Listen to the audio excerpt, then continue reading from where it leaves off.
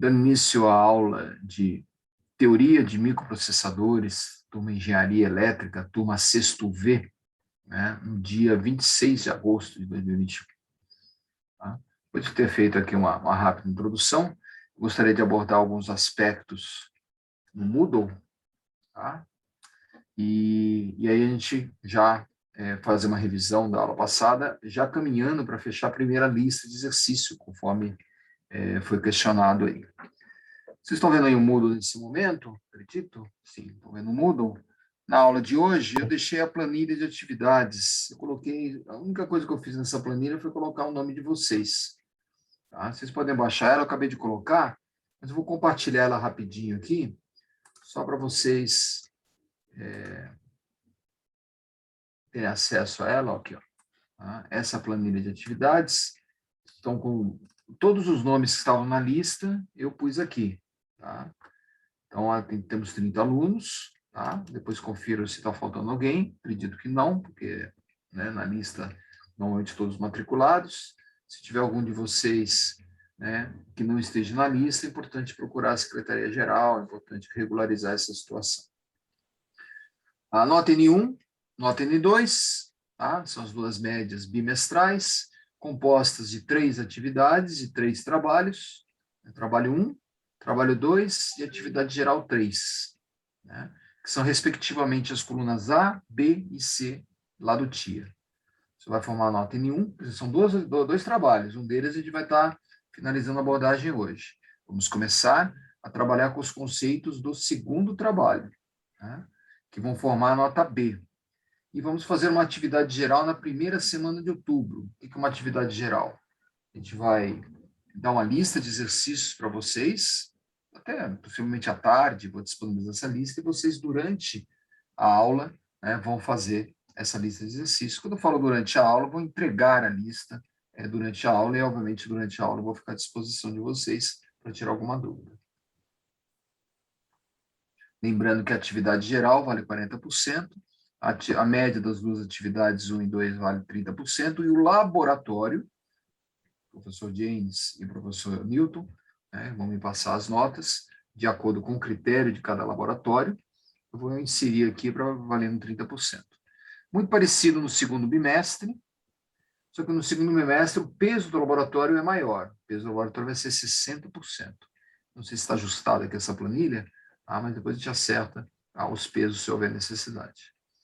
O trabalho 1, vamos dar uma olhada no Moodle aqui? Então, essa planilha, se tiver alguma dúvida na planilha, depois conversem comigo, mandem uma mensagem no Moodle, ou eu sempre fico um pouquinho aqui depois da aula, vocês podem tirar alguma dúvida se houver necessidade. Vou compartilhar novamente o Moodle, tá? Só para a gente ver. Então, aqui, ó, estamos aqui na aula passada, no dia 19, tá? Eu já coloquei, tá? A primeira lista de exercício, que a gente vai... Essa primeira lista está na apostila aí, a gente já vai abrir ela. Tá? O link, aqui é a atividade, aqui não é a lista, aqui é a atividade, a lista está na apostila. Tá? Essa lista de exercício ela está prevista para dia 3 de setembro, né, no final da semana de engenharia. Então, vocês têm essa semana e a outra semana. Mas, na verdade, tá, vamos procurar resolver boa parte das questões em sala de aula. Tá? Em sala de aula. Eu vou revisar as questões daqui a pouco de novo. Tá? Anotem, tá? E já vão preparando para fazer em sala de aula. Tá? Inclusive, tem uma resenha nela, né? Uma resenha de um vídeo que eu já falei para vocês. Um vídeo legal, né? Um vídeo de inteligência artificial, um vídeo de Sociedade 5.0, da StatC, que é uma referência aí. Recomendo vocês assinarem, né? Vocês se cadastrarem, né? Colocarem lá como seguidores da StatC, que realmente lá tem muitos vídeos interessantes, principalmente falando de inovação, falando de novas tecnologias, falando de negócio, né? Falando muito de empreendedorismo. Né? Eles são uma empresa muito voltada para essa mentalidade nova, dessa geração nova que vocês fazem parte. Ok? 3 de setembro, voltando aqui para o curso, aqui também eu coloquei a aula, o link da gravação da aula passada, vocês podem estar aqui, está no meu canal do YouTube, tá? Vocês podem acessar, se precisarem ver de novo.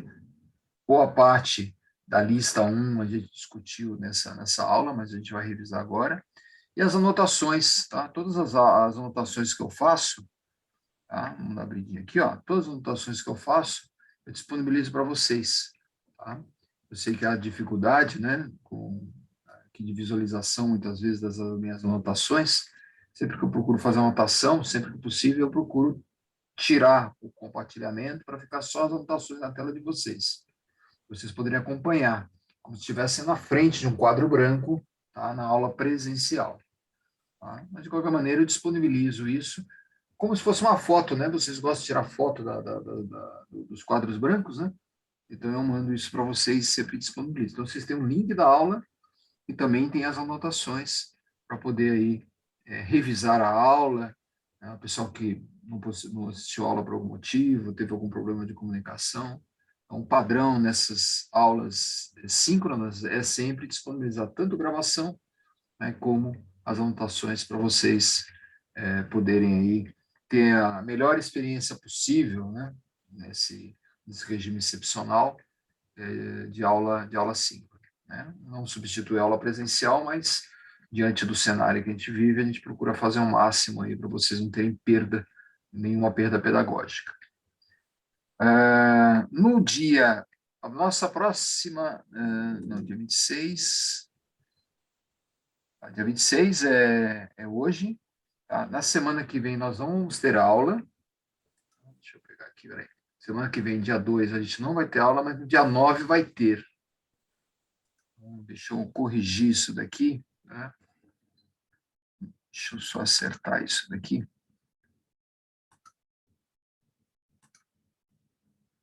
Dia 9, não dia 16. O pessoal do 8º W, da mecatrônica, que vai ficar 2 semanas sem aula. Dia 9 aqui, 9 de setembro. Nessa semana, dia 9, tem um feriado, né? Feriado na terça-feira. Mas, felizmente, a quinta-feira, a gente não vai ter nenhum feriado na quinta-feira. A única semana que a gente não vai ter aula, né, é a semana que vem, que é a semana de engenharia. No dia 9, eu já coloquei aqui a segunda lista de exercício. Tá? Vamos olhar na apostila, vamos olhar nos slides essa segunda lista.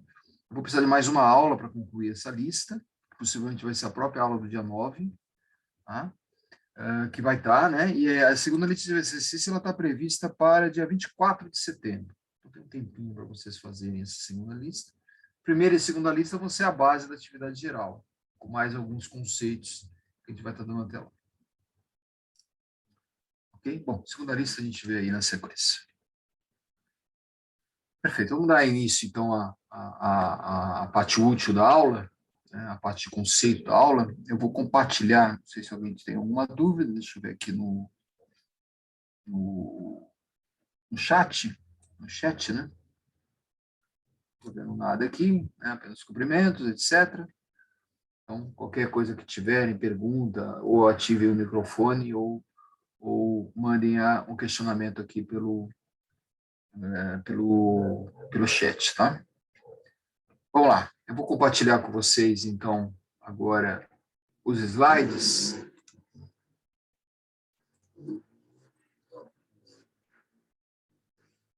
Esse slide está na aula 1, tá? Isso daqui já é a introdução, né? Já é a introdução do capítulo de unidade central de processamento, CPU ou microprocessador. Tá? Antes disso, vamos dar uma revisada aqui no que foi visto na aula passada. Tá?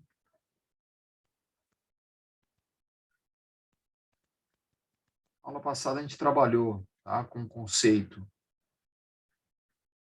Deixa eu dar uma revisada a partir daqui, ó, logo no início da aula. Trabalhamos aqui com o conceito de sistema programável.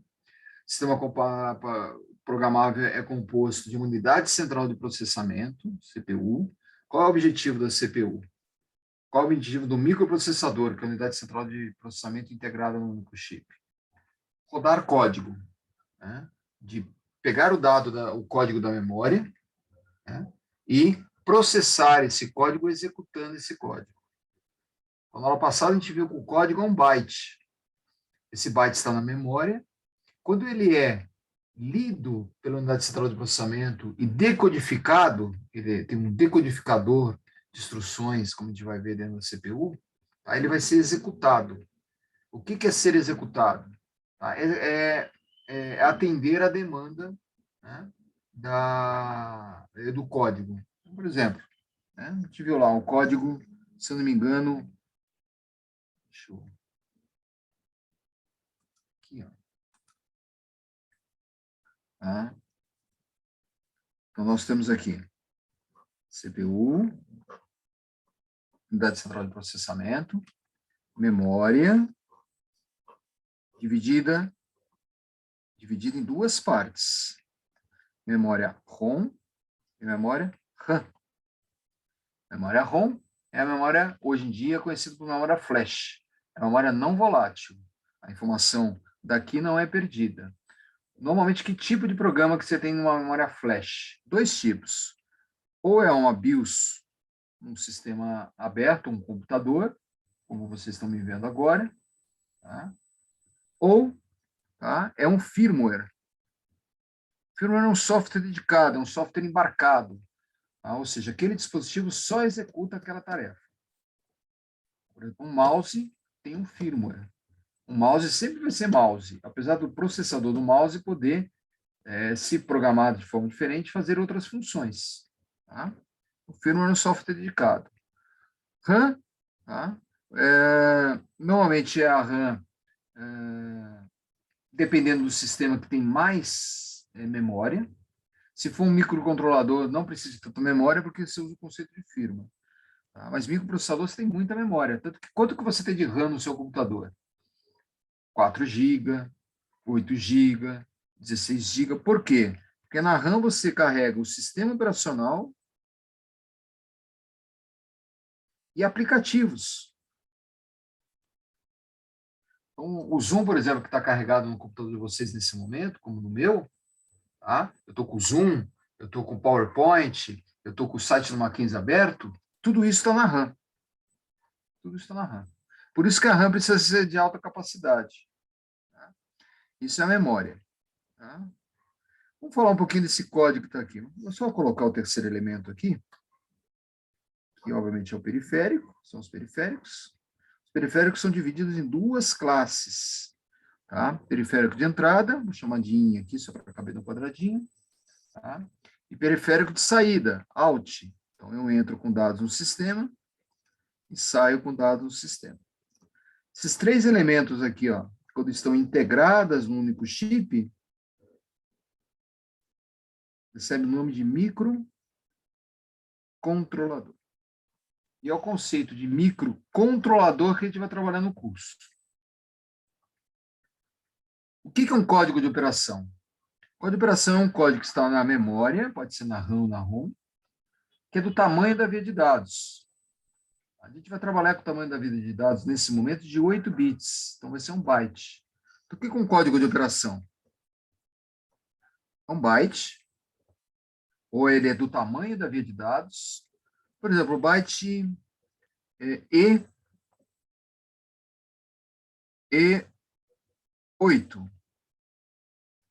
Vou colocar aqui o 0x na frente, indicando que ele é um número hexadecimal. E8. Então, vamos supor que 8 seja aqui na memória. Lembrando que 8 é 1110000. Quando esse 8 entra aqui na CPU e é executado, tá? Ele vai fazer o que esse código está, né, configurado na CPU. Ou seja, o conjunto de instruções tem um significado dentro da CPU. Então, essa instrução especificamente é um move AR0. Um move AR0, ou seja, ele é uma instrução que vai pegar o conteúdo de um registrador. O registrador é uma posição de memória chamada R0, e ele vai copiar esse conteúdo num outro registrador chamado A, que a gente chama normalmente de acumulador. Observe que um código de operação faz ele executar um comando.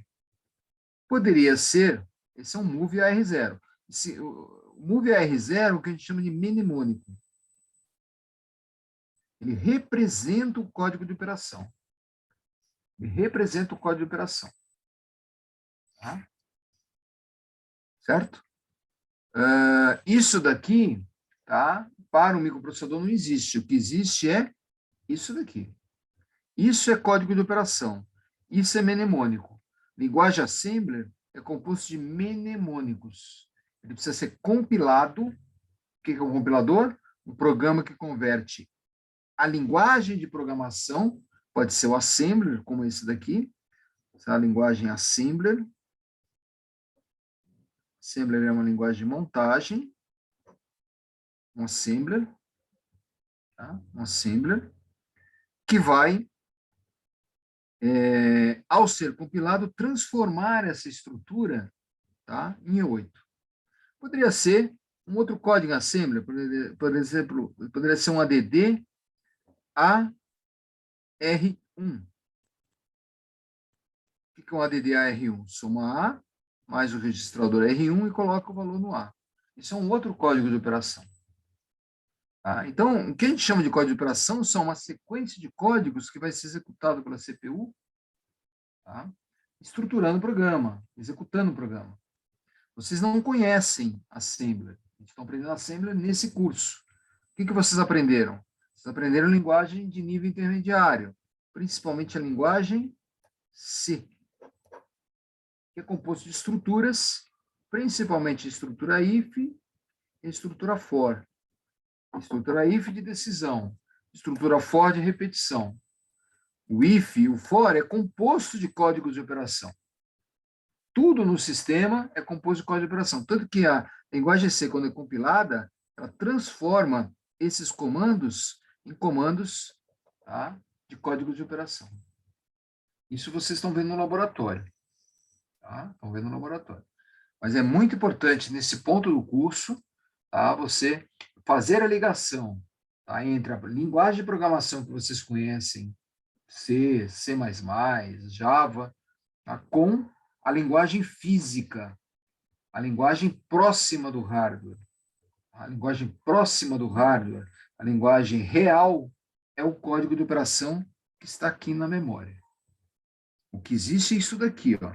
111001000. Tá? Professor. Só um segundinho. Move AR0 não existe. Move AR0, quando é compilado, ele se transforma no código E8. Alguém ia fazer uma questão aí? Mas a gente vai aprender compiladores também, né? Ou não? Vai aprender compilador. O compilador vocês já aprenderam lá em linguagem C. Vocês já sabem que é um compilador. O que você vai aprender no laboratório é os comandos de linguagem Assembler que vão ser compilados e transformados em códigos de operação. Isso eu acredito que vocês já tiveram uma aula de laboratório, né? Nessa matéria, sim. Então deve ter sido feita uma introdução. Tá? Acredito que vocês vão ter aí, né, na sequência, a aula de laboratório, que vai explicar e vocês vão compilar programas, tá, em Assembler. Lá na primeira lista de exercício, eu tenho algumas questões ligadas ao laboratório. Eu vou explicar daqui a pouco essas questões. Se o professor de laboratório não der essas questões, tá, aí vocês me avisam, tá, para a gente poder desconsiderar essas questões da primeira lista. Mas seria muito importante que vocês já tivessem isso. Ok? Vamos lá. Vamos dar uma olhada aqui, ó. Outra coisa que a gente viu na aula passada importante, tá? Que vocês estão vendo aí nessa tela aqui, ó, são os barramentos. Esses 3 barramentos aqui. Tá? Outra coisa importante. O que é microprocessador? É a CPU encapsulada. O que é microcontrolador? É CPU, memória e periféricos encapsulados. 2 exemplos aqui, ó.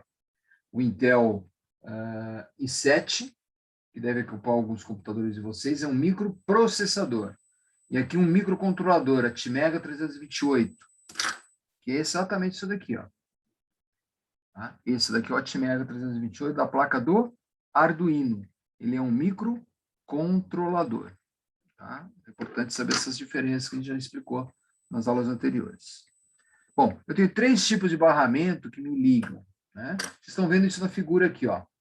foi visto na aula passada, barramento de dados, endereço e controle.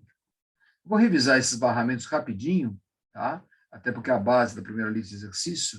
Eu vou tirar compartilhamento aqui do slide. Quem tiver com duas telas aí, pode colocar, né, a apresentação, o slide aí numa segunda tela para poder acompanhar.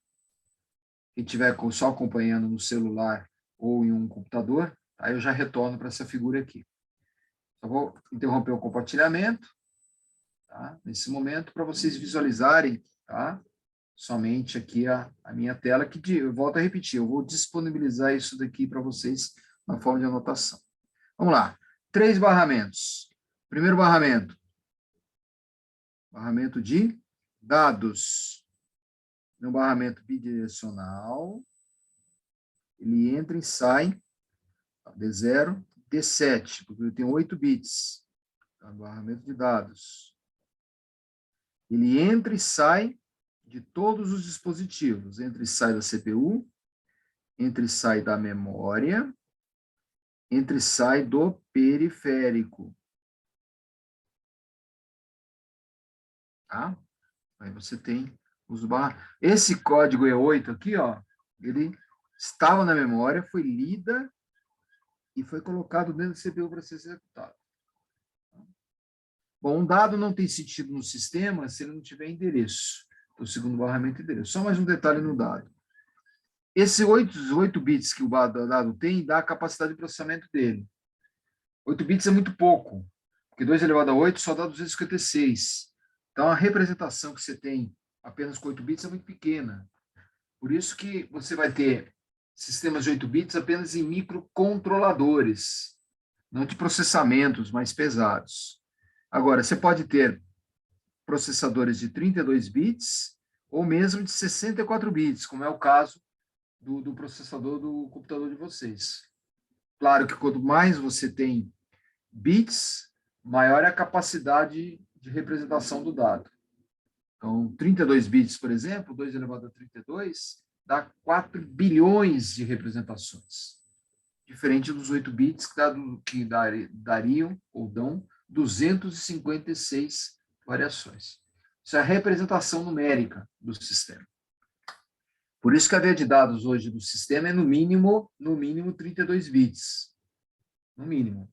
Claro que microcontrolador como o da placa do Arduino, que só fica fazendo um controle mais simples, tá? Ele não precisa de ter 32 bits. Mas uma placa Raspberry, por exemplo, que processa imagem, você pode colocar uma webcam, você tem controle da USB, tem interface de rede. Tá? Uma Raspberry, né, ela precisa de 32 bits para fazer as coisas. Bom, se eu tenho dado, eu tenho que ter endereço. O barramento de endereço ele é unidirecional, ele nasce na CPU, tá? E vai para as outras interfaces. O barramento de dados, endereço, ele te dá a capacidade de endereço que você tem. Capacidade de endereço significa capacidade de acesso à memória. Tá? Normalmente, sistemas de 8 bits têm 64K de endereçamento. Ele vai de A0 até A15. Aqui vai de D0 a D7. O barramento de dados de endereço, ele sai a CPU, que controla o endereço, ele vai em direção à memória,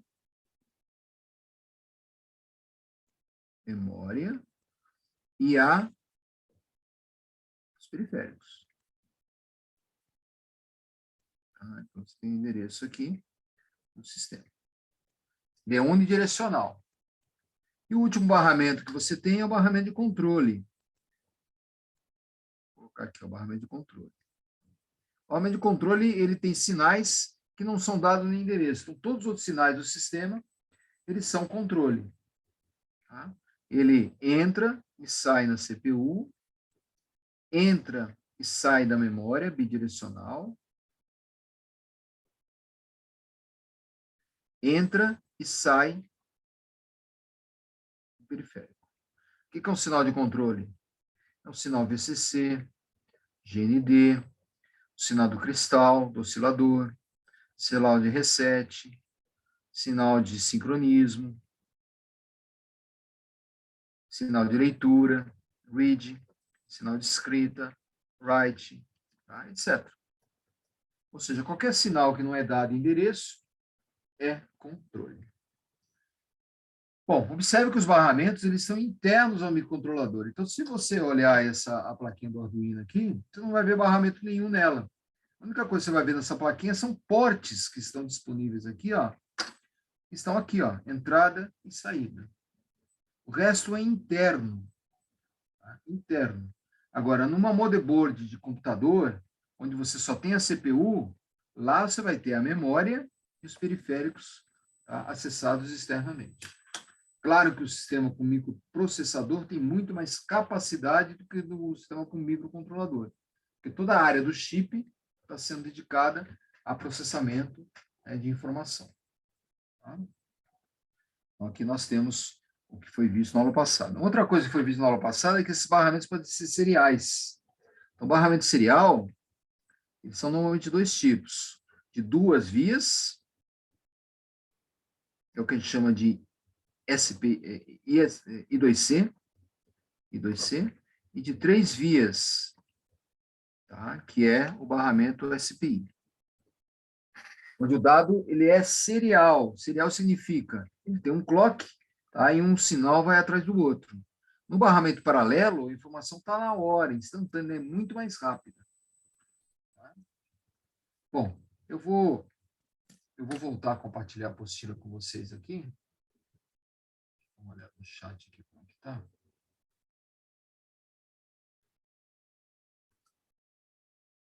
Perdi meu chat aqui. Está.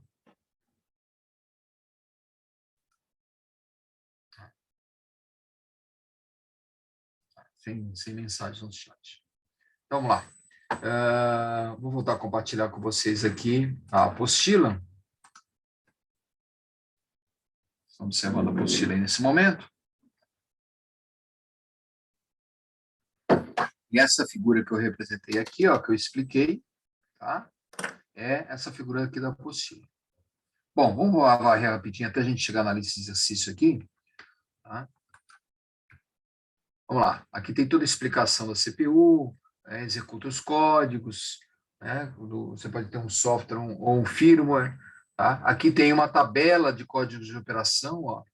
Observe o código que a gente deu, ó, E8. Lembra que a gente falou do E8 aqui? Ó? E8. E8. Tá? É o código 101000. E esse código, quando é executado pela CPU, ele copia o valor do registrador R0 para o acumulador. Por isso que esse código aqui é um move a R0. Tá? Memória. Tá? A memória do sistema, normalmente, ela é uma memória secundária, dividido em memória ROM e RAM, mas ela pode ser uma memória interna ao processador. Tá? 2 tipos de memória interna ao processador. Registradores, como esses que eu acabei de colocar aqui, ó, A, R1, R0, são registradores, são posições de memória dentro do sistema. Ou memória cache. O que é memória cache? Memória cache é uma memória de programa, tá? Programa que roda código, só que ela fica dentro da CPU. Então, com certeza, ela vai rodar de forma muito mais rápida, tá? O código. É muito importante o processador ter bastante memória RAM, memória cache, porque aí o programa fica rápido, já que o processador não precisa buscar códigos importantes, tá? Críticos no programa, fora. Ele roda dentro da CPU. Isso dá muito mais agilidade. Por isso que, quando você tem lá, normalmente a ordem de grandeza é mega, né? 1 megabyte, 3 megabytes, 4 megabytes, 8 megabytes, tá? Você vai ter um processador muito mais rápido e uma memória muito cara. A memória cache é uma memória muito cara, é uma memória que está dentro do microprocessador.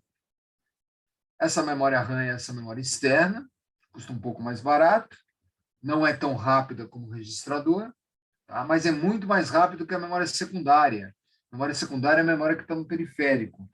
Pode ser um pendrive, pode ser um disco rígido, pode ser uma rede conectada a um servidor externo. Tá? Quanto mais você se afasta do sistema, mais lento ele fica. Tá? Se você está processando dados de registrador ou memória cache, é muito rápido. Por outro lado, se você processa informação, tá? Você processa informação do disco rígido, da memória RAM externa, ou principalmente da nuvem, vai ficar muito mais lento, porque você vai depender da conexão, tá, sua da internet. Tá? E muitas vezes essa conexão não é de boa qualidade. Tá? Vocês sabem disso, principalmente no Brasil. Tá? Bom, isso foi bem explicado na aula passada, tá? Tá bem detalhado aqui também. Na apostila vocês encontram mais informações. Periférico, né, já falamos dele, entrada e saída. Periférico pode ser mais simples, como um porte, ou pode ser um periférico mais completo. Teclado, placa de vídeo, USB, hard disk, são, na verdade, sistemas programáveis. Tá? Aí você tem as diversas possibilidades. Sempre lembrando, né, que o computador que vocês estão aí trabalhando, o artificial, ele foi inspirado no próprio ser humano. Tá? O ser humano tem uma unidade central de processamento, ele roda, ele processa as informações a partir do seu cérebro. Nossa capacidade de processamento é enorme, consegue fazer várias coisas ao mesmo tempo, como vocês agora estão fazendo, estão assistindo a minha aula, possivelmente estão fazendo 2 ou 3 atividades paralelas. Difícil, né? Sou um aluno muito disciplinado, foi para lá para o quarto, e está assistindo a aula como se estivesse lá no Mackenzie. Esse é o cenário ideal. Mas a maioria, né, está vendo TV, né, vendo talvez uma série do Netflix, né, respondendo no WhatsApp. Isso é uma capacidade extraordinária, extraordinária da unidade central de processamento humana. Ela é multiusuário. Né? Ou seja, multiusuário não, ela é multiprocessamento, ela roda várias coisas ao mesmo tempo. Mas aí o processamento fica limitado, né, professor? Oi? Mas aí o modo de processamento fica limitado. O ser humano, o cérebro do ser humano tem uma capacidade de processamento fenomenal. Mas, por exemplo, aí não dá para prestar ainda, atenção, por apesar exemplo. do pessoal ficar falando aí que os robôs vão dominar o mundo, né? Não, com certeza nem na minha geração, nem na geração de vocês isso vai acontecer. Né? E eu acredito que nunca aconteça. Né? Nunca aconteça. Mas eles são muito limitados. Ah, mas tem um supercomputador aqui que ganha uma partida de xadrez do grande mestre não sei o quê. Esse computador só joga xadrez. Está lá rodando full time xadrez. Põe ele para subir uma escada. Parem, né, para imaginar. Proponham, por exemplo, fazer um projeto de laboratório, um robô subindo um degrau. Só um degrau. Veja quanto processamento tem atrás disso. Daqui a pouco tem que inventar um robô artista, se quiser que ele domine o mundo, né? Que até ele processar tudo e criar do zero alguma coisa. Eu não entendi só a parte final, o Felipe falou, né? Ah, minha internet está cortando. Mas eu estava até pensando. Para ver como as máquinas são limitadas, né? Porque o meu pai, ele acredita nisso, mas por trás de toda máquina sempre tem que ter alguma pessoa. Não tem. Quer ver, ó, o Felipe, ou o pai do Felipe, ou qualquer um de vocês. Né? Veja a capacidade de processamento do olho humano. A capacidade de processamento de imagem do ser humano. Né? Imagine vocês programarem, né, que seja um carro autônomo. Né? Um carro autônomo. Né? Olhe quanta parafernália tem um carro autônomo para tentar dirigir como ser humano. Né? Claro que o carro foi só projetado para aquela função. Imagina que, né, um carro, além de andar na rua, que já tem uma série de obstáculos, jogasse xadrez, né, assistisse aula no Mackenzie, né, assistisse uma aula no Zoom, né, ou seja, diversas atividades, né, diferentes que o cérebro humano ele tem essa capacidade. A nossa capacidade do cérebro é fantástica, fantástica. Assim como a nossa memória, é claro que a memória humana, comparado à memória do processador, né, ela é limitada. A nossa memória é muito mais usada para o nosso próprio processamento do que para ficar guardando imagem. Imagem a gente guarda bastante, né, mas a gente nunca vai guardar um livro, né? A gente nunca vai guardar, apesar que um ou outro tem a memória mais prodigiosa aí, que sabe o nome de todo mundo. Eu tinha um professor de vocês, o Moura, né? Ele ainda dá aula para vocês aí. O Moura, ele sabia o nome de todos os alunos, né? E um ano depois, 2 anos depois, ele encontrava o aluno, ele sabia o nome e sobrenome, né? Eu fui aluno dele, né? E ele nunca esqueceu meu nome, e olha que meu nome não é fácil, né? Alguns têm memória prodigiosa, né? Mas a memória não serve só para isso, né? A memória serve principalmente para guardar lições aprendidas, o aprendizado, a nossa capacitação, né? E o periférico são os nossos membros, os nossos sentidos, né? O que faz a interface com o usuário. Mas o que eu estou querendo dizer aqui? Estou querendo dizer que o computador procura imitar a natureza, e a natureza aí somos nós, né? Tudo que ele faz de uma forma artificial e de forma muito limitada, ele faz copiando a capacidade de processamento do ser humano. Nós somos programáveis, nós aprendemos, temos inteligência, que o computador, inclusive, já começa a imitar com inteligência artificial. O artigo que eu pedi para vocês fazerem uma resenha fala sobre isso, Sociedade 5.0, quando as máquinas começam a ter algum tipo de inteligência, né? Que inclusive prevê algumas coisas, oferece alternativas. Um bom exemplo de aplicativo que tem inteligência artificial é o Waze, né? Observe que o Waze, você pede para ele ir em algum lugar, tá? Você configura o Waze para ir em algum lugar e ele te mostra o caminho. Isso já aconteceu comigo várias vezes. Eu conhecendo o caminho, eu falo, não vou por aqui, aqui tem uma favela, aqui tem um lugar perigoso, né? Ou esse caminho nesse horário não é bom, porque daqui a 10 minutos ele vai encher. Eu vou lá e faço um caminho parecido, um caminho alternativo. Na próxima vez, né, que o Waze for para o mesmo lugar, ele vai considerar esse aprendizado. Se for um caminho perigoso, ele vai evitar, ele vai ver que aquilo ali ele vai mais rápido. Então, ele vai aprendendo, ele vai evoluindo, como nós vamos evoluindo. Então, o Waze, por exemplo, é um excelente... Os sites, veja os sites de compra, como eles aprendem com o comportamento do usuário, como eles são programados para aprender com o comportamento do usuário para te oferecer coisas, né? Observe aí esses sites melhores aí, como eles oferecem coisas para vocês. Pô, mas eu não pedi isso. Mas ele fala, pô, vocês gostam disso daqui, né?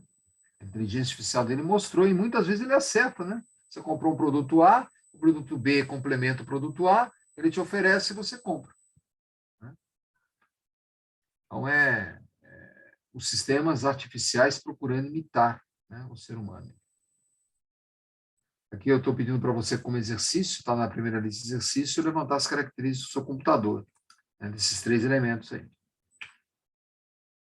Bom, aqui os barramento de dados, a gente fez uma figura bastante interessante na semana passada, comparando um LED com uma imagem composta de pixels e composta de um sistema RGB, ó, RGB. E fizemos esse cálculo, inclusive, aí, né, multiplicando uma tela VGA de 640 linhas por 480 colunas, né? 3 pixels, considerando 16 níveis cada pixel, ou seja, 4 bits, 2 elevado a 4 da 16, cerca de 14 milhões de variações, tá, numa tela VGA. Para você atender 14 milhões de operações, você precisa de 32 bits, já que 16 bits, que seria a metade, ele vai sempre dobrando, 16 bits daria 65.512 variações apenas, 2 elevado a 16. Barramento de endereço te dá a posição de memória, a capacidade de memória, né? Então, 16 bits, 64K de memória. 20 bits, 2 elevado a 20, 1 mega. 30 bits, 2 elevado a 30, 1 giga. 32 bits, 4 gigas, já que vai dobrando até chegar, tá, aos 4 gigas. Então, o barramento de memória, o barramento de endereço, em última análise, tá? Fornece a capacidade, te dá a capacidade de acesso a posições diferentes em memória. Isso é bastante importante, por isso que hoje os barramentos de endereço também são muito grandes. Não é só o barramento de dados que é grande, o barramento de endereço também o é. O barramento de controle a gente já viu, né? Sinal de escrita, sinal de leitura, sinal de alimentação, ou seja, o que não é dado endereço é leitura. Tá? Então, já demos uma olhada aqui. Aqui o barramento paralelo, I2C SPI. Tá? I2C SPI, I2C só dois sinais. O sinal serial do dado e o sinal do clock. E o SPI são 3, ou seja, o barramento não precisa bidirecional. Ele tem um barramento para saída e tem um barramento para entrada. Os microcontroladores hoje, eles costumam ter esses 2 tipos de barramento disponíveis. Tá? Então, o SPI seria o quê? Ó? Aqui você tem o clock.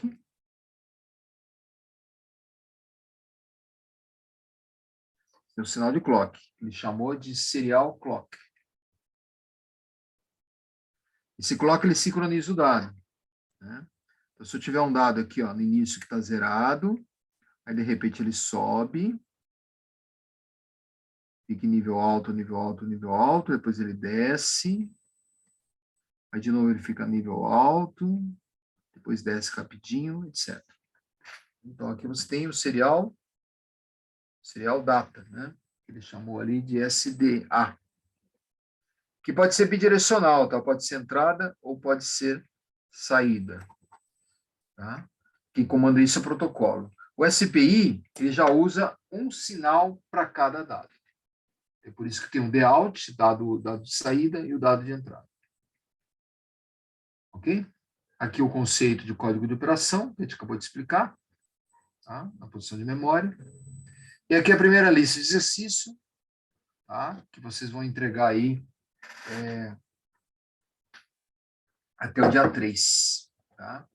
Essa lista, já comentamos essa lista semana passada. A questão 1, a questão 6 é o que a gente acabou de explicar. Lembrando que a questão 4 é manipulação numérica. Então, qual é a capacidade de manipulação de 8 bits? 2 elevado a 8, 256. 16 bits, 2 elevado a 16, 65.512 ou 64K. Então, eles abreviam para 64K. 32 bits, 2 elevado a 32, 4 bilhões de informações. Coloca na calculadora aí que vocês vão ver. Aqui vão ter 9 números. E os 64 bits, que é o Pentium atual, é muito. 2 elevado a 64 não tem a menor ideia quanto é, mas é um número astronômico. Muito maior do que a gente teria, né, condições de processar. Apesar que hoje já existem 128 bits, processamento de imagem em placas de vídeo, né, hoje, ou equipamentos de jogos, de gamers, né, normalmente usam sistemas de 32 bits, de 128 bits. Vantagem do barramento SPI e 2C, barramento serial. Vantagem, obviamente, é usar menos pinos do sistema. Observe que aqui, ó, eu tenho 8 de dados, 16 de endereço e mais alguns sinais de controle. Ou seja, uma CPU que trabalha com barramento paralelo tem no mínimo 40 pinos. No mínimo. Tá? Às vezes é bem mais. Então, é claro que trabalhar com barramento serial é muito melhor. Tá? Lembrando que aqui a comunicação serial seria um periférico, tá? Periférico de entrada e saída.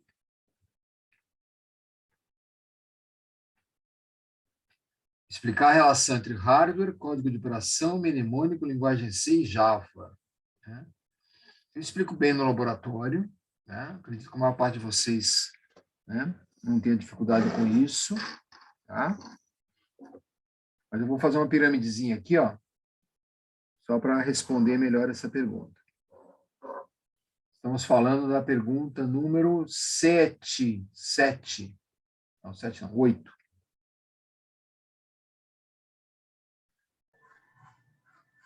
A pergunta número 6 é barramento serial, já respondemos. Tá? A pergunta número 7 explica a relação entre hardware, código de operação, mnemônico, linguagem C e Java. Também já explicamos aqui, ó, mas eu vou repetir. Tá? Vou deixar um pouquinho mais assim. Ó, questão número 7. Temos o hardware. O hardware é composto de 3 partes: microprocessador, memória, tanto RAM quanto ROM, e periféricos. Quando isso daqui está integrado, chama-se microcontrolador. É como a gente vai trabalhar normalmente no curso. Dificilmente vai trabalhar com processador. Tá? Aí você tem um microcontrolador. Acima dessa camada física, isso daqui é físico, existe, né? Você pega, você vai lá, monta a placa, né? O código de operação, que é esse menor comando, por exemplo, com o comando 3E, 3E não, né? E8. 3E é metade, né? O código de operação é 8, tá? Ele é um código físico, por quê? Porque ele está na memória, ele está aqui, ó. Quando isso é executado na CPU, aí ele vai fazer a execução, que a gente já viu aqui, um move, né? Ó, um move AR0. Um move AR0. Essas duas camadas são físicas. Por isso que a programação que vocês estão aprendendo nesse momento é essencial para a formação de vocês. Vamos começar a entender como que funciona o código de operação, né, como os hackers atuam, por exemplo, né, alterando códigos a partir da entrada no hardware. Né?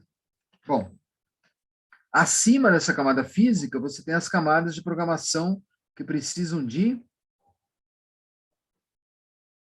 aqui para frente, para você entrar na camada física. Né? Você vai precisar, né, estudar assembly. Né? Observe que essas 3 camadas aqui, ó, eu vou chamar isso de mnemônico, seria aquele exemplo, por exemplo, o E8. Então, isso aqui, quando entra, tá? Quando está no sistema e é executado pelo decodificador de instruções, ele é entendido, tá? E gera uma série de sinais de controle e temporização. Tanto que vocês vão perceber aqui que o microcontrolador, tá, tem, né, esse sistema de configuração, tá, próprio dele.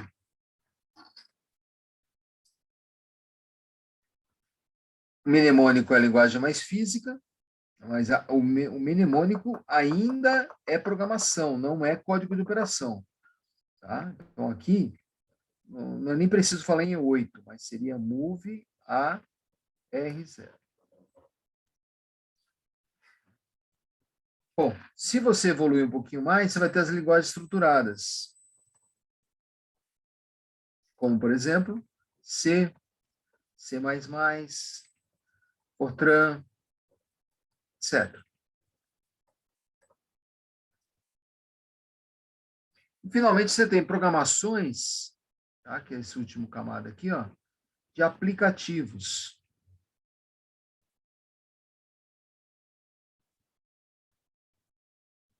Aplicativos. O que é um aplicativo? É um programa mais completo, mas normalmente trabalhando bastante com imagem. Tá? Trabalha bastante com imagem e é rodado no sistema da mesma forma que os outros dois, só que, obviamente, que ele vai demorar mais tempo para ser processado. Mas é muito mais fácil de você programar. Muito mais fácil de você programar. Dá uma olhada aqui no chat se tem alguma coisa.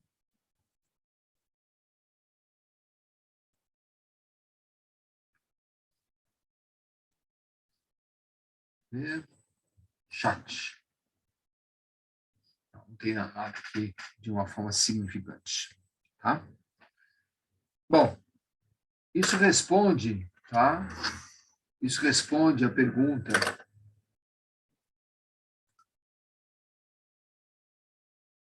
Vou compartilhar com vocês, né? Vou pôr a lista de exercícios que está na apostila, que é igual à lista dos slides lá, tá?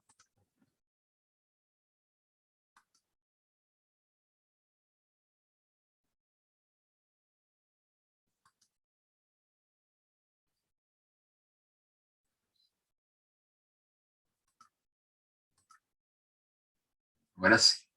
Tá? Bom, o que vocês estão vendo aí na tela? Deixa eu aumentar um pouquinho aqui.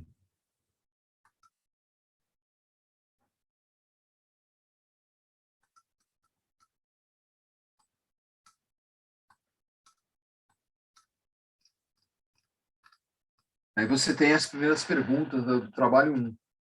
Tá? Nós respondemos aqui, ó, qual a relação entre hardware, é onde é a parte física do sistema, tá? A parte de código de operação, que é composto de bits. O mnemônico já é uma programação que precisa de compilador, então, para você sair dessa camada e vir para cá, para baixo, você precisa de um compilador.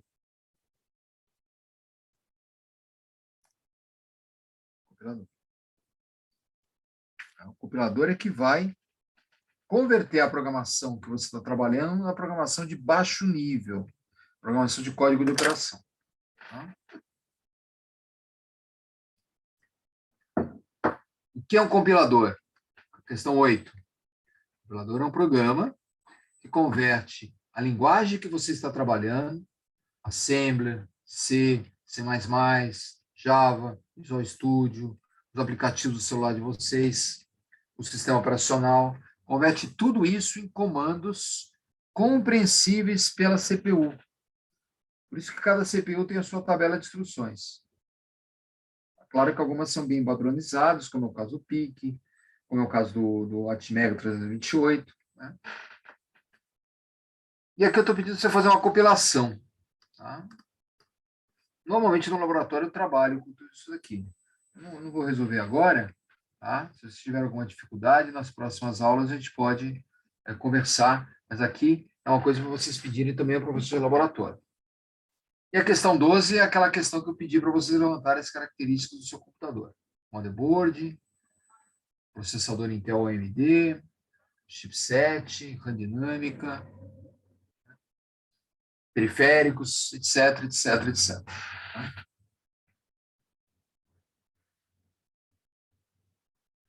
Para encerrar essa primeira parte, no capítulo 1, eu estou apresentando aqui, deixa eu abrir a apostila, que acho que fica melhor.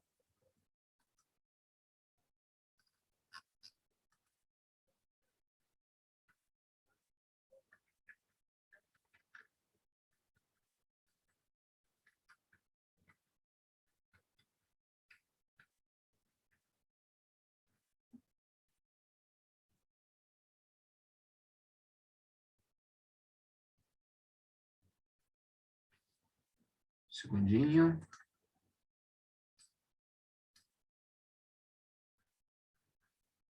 Deixa eu abrir a apostila aqui.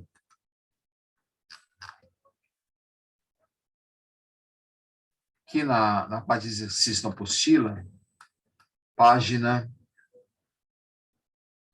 que é a página 16. A página 16, 17, 18, tem algumas questões do ENAD. Algumas questões do ENAD. Vou lembrar que ENAD, né, aquela prova que algumas turmas fazem ao entrar e sair do Mackenzie, ao entrar e sair da universidade. Como é que ele quer medir o ganho de aprendizado que houve naquele curso? Né? Por isso que ele faz um teste inicial para ver o start inicial de vocês, e depois compara se houve melhoria lá na parte final do curso. Então, você tem aí... Né? As questões da ENAD são questões bem dissertativas. Acho que alguns de vocês fizeram ENAD, né? Alguns de vocês talvez tenham entrado no Mackenzie em função do ENAD. E elas são questões conceituais, dissertativas, como essa questão que vocês estão vendo aí, ó, a do Tiranossauro Rex. Deixa eu ver se você... eu vou compartilhar aqui a apostila com vocês, fica melhor.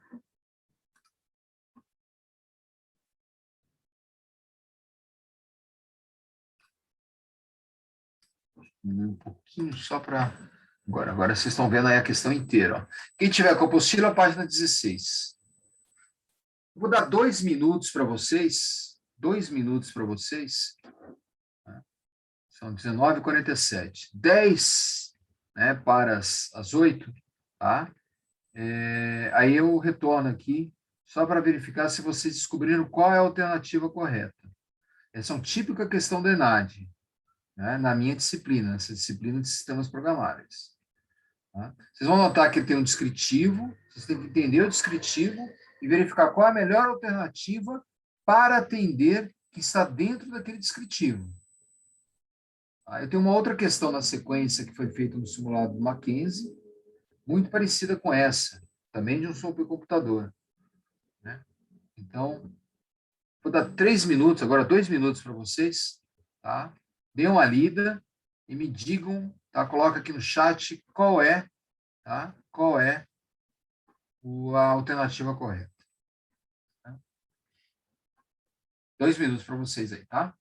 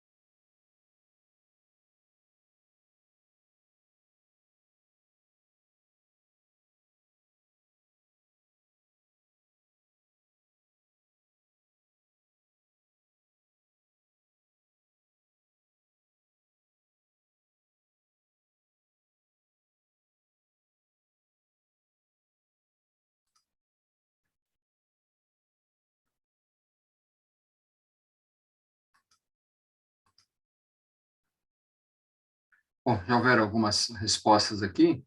A melhor forma de você trabalhar com a ENAD, entendendo o contexto, aí você trabalha por exclusão, né? Aqui parece que várias respostas estão certas. Na verdade, elas podem estar até verdadeiras no aspecto, né, de serem verdade, de serem fato, né? Mas não estão relacionadas ao texto, né? E o ENAD, ele avalia se você consegue entender cenários. Sistema programável é importante você entender, né, sistemas de processamento, etc. Então, indo por exclusão, a questão A, por exemplo, a alternativa A, está falando de 2.860 computadores, de 1 GB RAM, não tem nada a ver com o que está. Só porque está falando lá de 2 milhões, né? 2.866 milhões de instruções por segundo, bilhões, né? Não quer dizer que ele tem aí 2.800 computadores de 1 GB, não tem nada a ver com alhos com bugalhos aí. Questão E, por exemplo, a alternativa E, que é a última, está falando de sistema operacional, Linux, Unix, talvez até seja verdade, né? Os sistemas os supercomputadores trabalham com sistemas operacionais Linux, né? Ou Unix, né? Principalmente em 2005. Mas não está falando nada de sistema operacional lá em cima, né? A questão B, como alguns marcaram a questão B aí, né? Quem marcou a questão B aqui foi o Guilherme, né? Para cruzar informações com rapidez, o Tiranossauro Rex poderá usar a internet, que constitui meio inviolável de transmissão. Não está falando de internet, é verdade até que se usa a internet, né? Hoje toda a Receita Federal, todo o sistema usa a internet, né? Agora, falar que é inviolável, né? Por exemplo, o pessoal está agora essa polêmica aí da urna eletrônica, né? Os defensores da segurança da urna eletrônica falam que ela é segura porque ela não está conectada à internet. Uma vez que você conectou um sistema na internet, ele pode ser invadido por hackers, né? Então, a questão B aqui, ela não está, né, diretamente, apesar de ser algo que poderia ser um fato, mas o texto não está se referindo a ele. Questão D.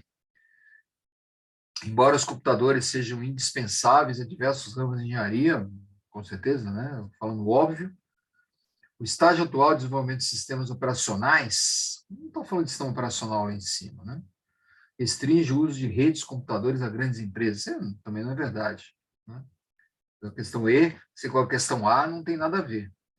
A questão C, né, que sobrou, é possível que a capacidade de aprender o comportamento dos computadores, né, dos contribuintes, mencionado no texto, está mencionado no texto, seja decorrente do uso de redes neurais. O que é uma rede neural? É uma rede que você tem vários processadores ligados em paralelo, que é o cérebro humano. Por isso que a gente tem por isso a gente consegue ver, consegue enxergar, consegue processar informação, porque na verdade são vários e vários processadores, entre aspas, que tem no nosso cérebro. Quer dizer, a questão que veio do Mackenzie, que é um computador Unicamp, falava de rede neural, né? Então, com certeza, a letra C aqui é a letra mais adequada, mais ligada ao contexto, né, do... Bom, tem esse exemplo aqui só para vocês sentirem. Se quiserem brincar um pouquinho mais, ó, a questão do Papaléguas aqui da página 17, dê uma olhadinha aqui, é a mesma coisa, o mesmo conceito, tá? Essa é uma questão que eu propus no simulado do ENAD de 2010, no Mackenzie, né? E o pessoal está indo bem, né? Os nossos... Acho que vocês não são turma de ENAD, né? Vocês estão no 3º ano. Se turma de ENAD é a turma do 4º ano, se não me engano, tenho certeza, né? Não é desse ano, não é do 5º, deve ser do 4º, né? Então, é um pessoal que precisa treinar, vai passar por simulado e tudo mais, né? Ok? Mas depois dá uma olhada, a resposta eu coloco mais lá para baixo, tá? Essa questão de memória, que nós já respondemos aí no nosso texto. Para que serve a memória cache? A memória cache serve para rodar programas, códigos de operação dentro da CPU. Quando você compra a CPU, ela já está com a memória. Então, por que você tem memória na CPU? Você tem memória na CPU para que o código dentro dela rode mais rápido. Por isso que um chip que tem muita memória cache é bem mais rápido de processamento do que o chip que não tem. Qual a desvantagem? A memória cache é muito cara. Muito cara. Ele sabe que a CPU fica muito melhor, né? Então eles vendem caro. Então os melhores, o i7, né? i7 de novas gerações aí, 8ª geração, 10ª geração, sei lá qual é o processador que vocês têm aí no computador de vocês. O meu aqui, por exemplo, é um i5 de 8ª geração. O que significa as gerações? Normalmente incremento de memória cache. Né? Analisar a memória cache, RAM em relação. Capacidade de armazenamento. É claro que a capacidade de armazenamento da memória secundária, que seria da memória externa, você vê muito maior. Qual a capacidade de armazenamento do Google Drive? Sei lá, tera, penta, sei lá quanto que... É infinito, praticamente infinito. Tanto que... Né? Em termos de custo, é claro que a memória do Google Drive é muito mais barata que a memória cache. Então, quanto mais longe tiver do processador, menor o custo da memória por megabyte, gigabyte ou unidade que você queira. Um exemplo, todos vocês devem ter o Google Drive. Se você não pagar nada para o Google, você tem que ter direito, se não me engano, a 15 GB de memória. É muita memória. Mas 15 GB é insuficiente para você guardar foto, filme, não sei. Eu, por exemplo, guardo todos os meus e-mails desde 2010. Eu tenho todos os registros, né? Todas as minhas informações estão no Google Drive. E eu preciso, né? 15 GB para mim não é nada. Né? 15 GB é um filme, né? Que você tem. Eu compro memória, né? Eu pago 2 terabytes, eu compro 2 terabytes de memória no Google, né? Que eu uso 1/4 por enquanto, mesmo depois de 10 anos de e-mail, né? Pagando 30, 40 reais por mês. É muito caro? Divide isso pelo custo do byte. Verifica quanto custa um byte no Google Drive, verifica quanto custa um byte, tá, dentro do chip de memória cache que você tem. Volatilidade. Né? Volatilidade. RAM é volátil, registrador é volátil, tudo que está dentro do processador é volátil. O que não é volátil aqui? Né? A memória secundária. As informações que você coloca no Google Drive não são perdidas. Ou a memória, ou informações que estão dentro de uma memória cache, de uma memória flash, né, de uma memória ROM que está dentro do seu computador. Como, por exemplo, onde está o sistema de BIOS. O sistema de BIOS é o sistema de inicialização de entrada e saída. Então, essa memória é uma memória não volátil. Tá? Porque a BIOS é desligar o computador e ligar de novo. Né?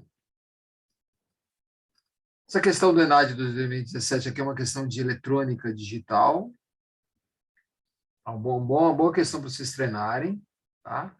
O professor Bruno pediu para que 20% do trabalho, né, trabalho aqui final do bimestre, seja uma questão de eletrônica digital. Né? Então, uma boa questão para vocês refletirem é essa daí. Ó. Dei uma trabalhada aí.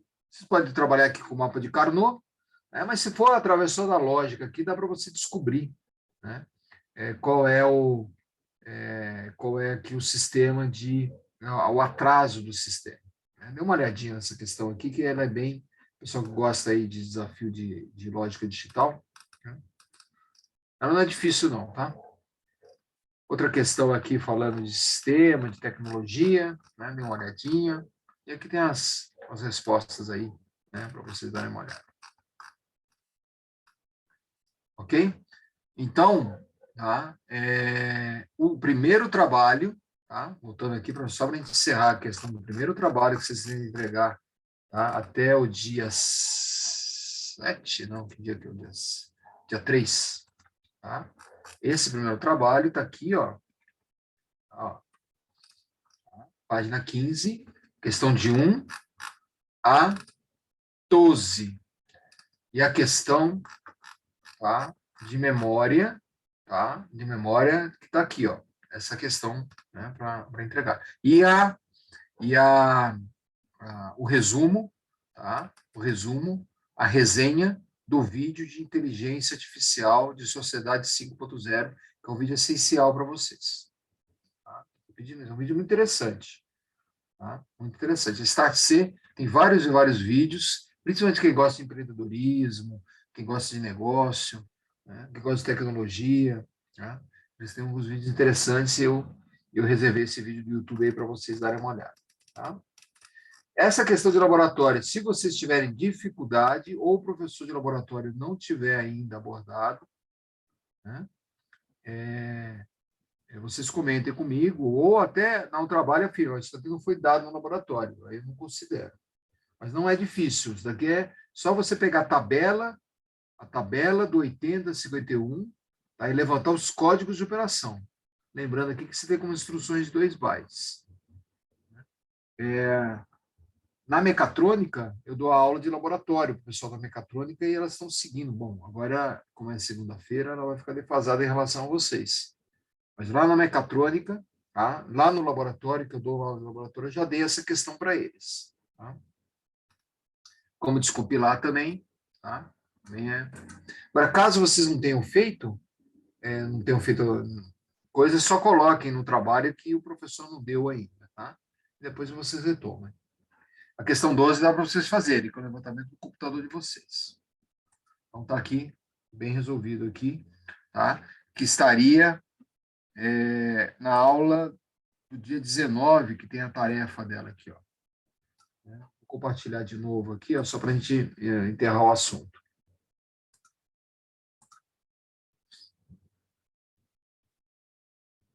Aqui, ó, primeira lista de exercícios. Olha lá. De 1 a 12, e a questão 18. Tá? 18 da idade é a de memória. É aquela pirâmide de memória que a gente colocou. Tá? E aqui o videozinho, o link, né, da Sociedade 5.0. Muito bom. Tá? Então, isso para dia 3, tá? Final da outra semana. Já resolvemos quase todas as questões aqui, tá? Eu vou procurar fazer isso sempre na sala de aula, tá? A gente discutir as questões. Aí o pessoal que estiver acompanhando, né? Se tivesse em sala de aula, já estaria fazendo. Tá? Na aula síncrona, você tem que ter o mesmo comportamento, ou procurar ter um comportamento parecido, como eu estou tentando fazer isso.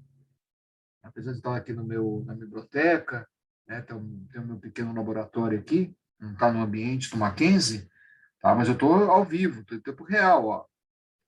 Agora são 20 horas e 4 minutos. Né? Então, a gente procura aqui fazer essa simulação para vocês terem o menor prejuízo possível, tá? Nesse regime excepcional, né? Que não é um curso de EAD, isso aqui não é um curso de EAD, tá? Não é um curso que foi gravado, tá? Apesar que ele está sendo gravado, depois vocês vão poder assistir quantas vezes vocês quiserem, tá? Mas a aula está sendo ao vivo, ok?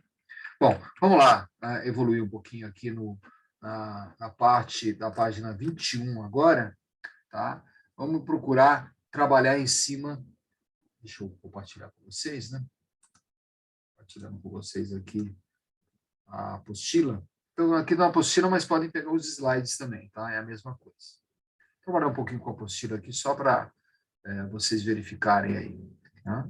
Aqueles que tiverem possibilidade, tiver uma estrutura melhor, né? É sempre legal fazer o que eu estou fazendo aqui, de ter um computador com 2 telas. Hoje muitos fazem isso. Tá? Muitos fazem isso. E é uma ganho de produtividade enorme, enorme. Tá? Enorme. Você tem aqui a sua tela auxiliar, como eu tenho a minha do lado aqui. Na minha tela do lado, eu estou vendo aqui o chat, ó, tá o chat aqui, tá? Com as respostas de vocês. Tá? Se alguém fizer alguma pergunta, né? Deixa eu colocar ele mais próximo aqui de mim.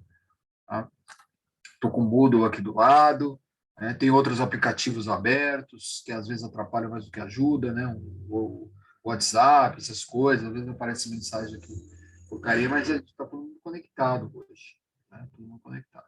Então é importante, né, que vocês tenham esse recurso. Eu recomendo muito para aqueles que não têm uma segunda tela, né, de investirem nisso, investimento. Claro que muitos de vocês não têm um ambiente privado para assistir a aula, estão aí junto com a família de vocês, têm dificuldade, né? Eu percebo lá meus funcionários que vêm fazer home office, muitas vezes estão com a família, é difícil, né, você, dentro do ambiente doméstico, né, considerar agora, né, eu vou ter uma aula. A não ser que você tenha né, uma sala reservada, uma biblioteca, como é o meu caso aqui, tranquei a porta, senão meu cachorro fica me enchendo o saco, né, daqui a pouco ele está arranhando a porta. Né? Então, é difícil, não é fácil, mas tem que ter disciplina. E cada vez mais, né, a geração de vocês, principalmente, vai fazer home office. Vai trabalhar em casa. Né? E isso é uma dádiva. Né? Já pensou não ter que se deslocar, pegar trânsito, pegar transporte coletivo. Então, uma das coisas positivas que esse cenário atual nos proporcionou foi a possibilidade de ter, né, a gente poder trabalhar lá dentro do nosso ambiente doméstico. Só que tem que estar preparado adequadamente. Bom, deixando o blá blá blá, tá? Página 21 da apostila. Quem estiver acompanhando o slide, tá? Página, slide 21. Slide 21, tá?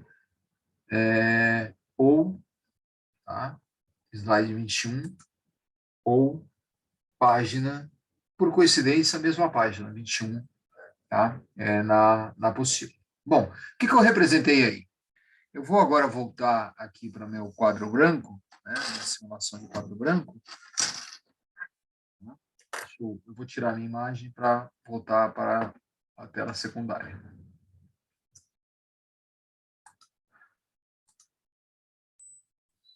Vamos ver aí de novo. Ó. Então, aqui estávamos com os 3 sistemas, ó, CPU, memória e periférico. Agora eu vou dar um zoom nessa CPU aqui. Ó. Eu vou dar um zoom na CPU, ó, aqui, e vou trabalhar, eu vou detalhar essa CPU, ó, aqui embaixo. Certo? Então, aqui eu vou trabalhar agora com a unidade central do processamento, que é mais conhecido por CPU ou microprocessador, que é o título da disciplina nossa, né? Microprocessador. Tá? Bom, o que essa unidade central de processamento, o que essa unidade central de processamento tem que a caracteriza? A gente define uma unidade central de processamento como um sistema digital, circuito lógico digital, que tem a capacidade de executar código de operação. Tá? Ou seja, ele vai ler o código de operação que está na memória e vai executar esse código. Para isso, ele precisa de 3 elementos. 3 elementos. Eu vou procurar justificar por que ele precisa desses 3 elementos. Vamos lá. Então, temos aqui a nossa unidade central de processamento. E temos a nossa memória aqui. Ó. Vou colocar a nossa memória aqui, só para poder fazer uma brincadeira aqui. Ó. Vamos supor que na nossa memória tem aquele código E8. E8. Código E8. Aquele move, lembra aquele move? Né? Um move que carrega no acumulador um conteúdo de R1. Tá? Então, observe que eu tenho aqui primeiro registradores. Tá? Ou seja, na minha unidade central de processamento, eu vou ter que colocar uma área de registradores. Então, vamos colocar uma área de registradores aqui. Ó. O que é um registrador? É um latch. É o que a gente chama de latch. O registrador é um latch. Latch é um conjunto, né, de flip-flops, principalmente flip-flop tipo D, tá, com o tamanho do barramento de dados. Tá? Então, os meus registradores, eles vão de D0 a D7. Eles carregam. Né? Então, o acumulador ele está aqui. O R0 está aqui. Ó, vou colocar o R0 aqui. O R1 até o R7. Então, tem uma série de registradores aqui dentro. Ou seja, consegue armazenar informações. Eu tenho um dado aqui. Ele vai para o acumulador. O acumulador também é um registrador. Só que eu vou colocar o registrador acumulador, tá? Eu vou tirar ele daqui e vou representá-lo perto de uma estrutura chamada, ó, vou colocar aqui, ó, unidade lógica aritmética, ULA. Unidade lógica aritmética. Né? Essa ULA que está aqui, ó. Vocês estão vendo aqui, ó. Eu vou colocar o acumulador, tá? Que é um registrador, em cima da ULA. Representar em cima da ULA. Por quê? A ULA é uma estrutura que vocês devem ter tido em sistemas digitais. Tá? O que faz a ULA? É um sistema lógico que faz operação lógica aritmética. Então, faz operação AND, faz operação OR, faz operação exclusivo, faz operação de inversão, faz operação XOR, faz soma. Né? Faz subtração? Não. Ela não faz subtração. A única operação lógica aritmética que a ULA faz, a única operação lógica aritmética que ela faz é a soma. Ela faz a operação AND. Ela faz a operação OR. Ela faz a operação XOR. Ela faz a operação NOT. Que são portas lógicas. Mas ela não faz operação aritmética a não ser a soma. Por que ela só faz a soma? Porque com porta lógica você só consegue somar. Qual é a porta lógica que soma? Vocês viram em digitais. A porta lógica que soma é a XOR. Tá? A XOR. Ou seja, vou colocar aqui em cima. Ó. Quero somar 2 bits. Ó. O bit A com o bit B. Para somar o bit A com o bit B, vou usar uma lógica XOR. Então, X, tá? Vai ser A XOR B. Você lembra da tabela da verdade da XOR? 0, 0, 0, 1, 1, 0 e 1. Quanto que dá o X com 0, 0 e com 1? 1. A XOR, quando os dois números são iguais, desculpa, 0. Quando os dois números são iguais, dá 0. Quando os dois números são diferentes, dá 1. Serve como uma soma, né? Ó. 0 com 0, dá 0. 0 com 1, dá 1. 1 com 0, dá 0. Desculpa. 0 com 1, dá 1. 1 com 0, dá 1. 1 com 1, dá 0. E o carry vai para 1. Carry é um outro bit de controle que você tem.